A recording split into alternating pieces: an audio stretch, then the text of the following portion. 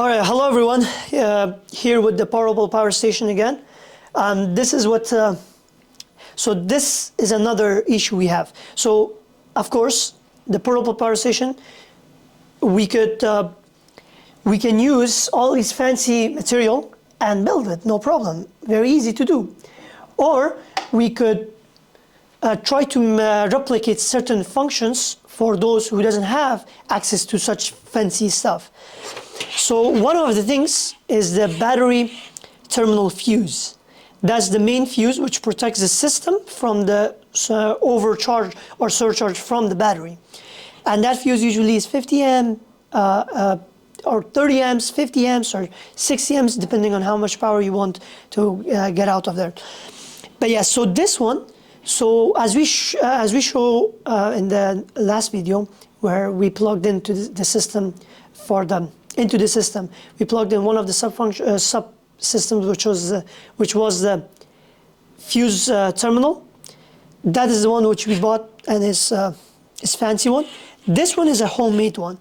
So this we got it from a car fuse box. So this is a fuse box from a car. This fuse is from here. This is where ideally, or this fuse would go into certain functions of a car, which connects back to the battery. But we don't need this whole fuse box. That will be another video of how to integrate this into our system or something smaller of this sort.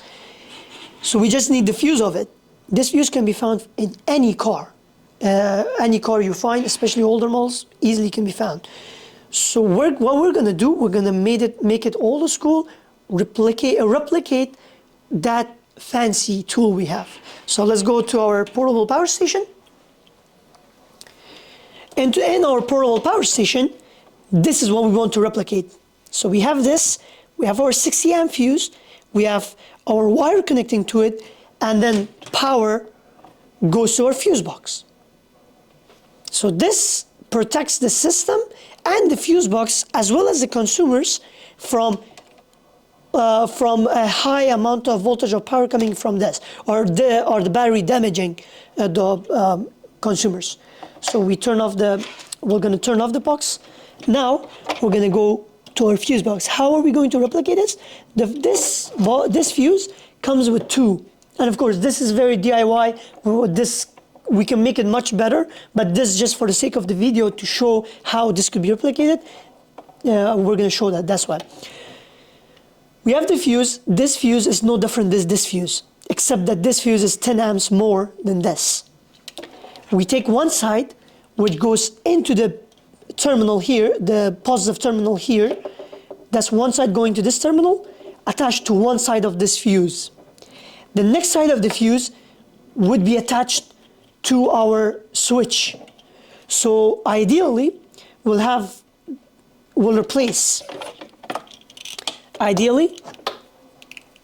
we would replace this wire in the back here with this wire in this corner, and then this wire would go into our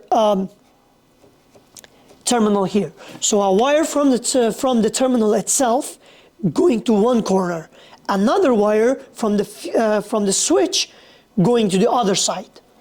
That would create these two sides: terminal, switch, or terminal, doesn't matter. And we have the 50 amp in between.